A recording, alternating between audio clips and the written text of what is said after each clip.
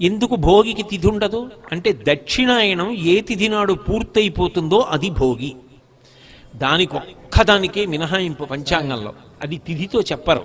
ఎందుకు చెప్పరు అంటే దాంట్లో ఒక రహస్యం ఉంది. భోగి పండగ నాడు ఏం చేయాలి? భోగం అనుభవించాలి. పొంగల్ పొంగల్ అంటూ ఉంటారు. మధుర పదార్థాలు వండుకు తింటారు.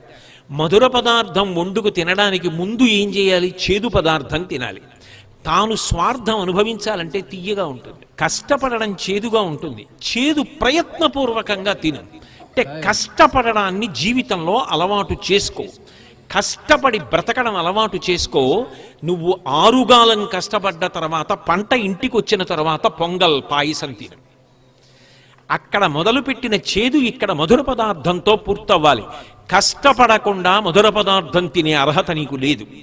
అందుకని ఉగాది నాడు చేదు తిను, పొంగల్ నాడు భోగి పండగ నాడు మధుర పదార్థం తిను.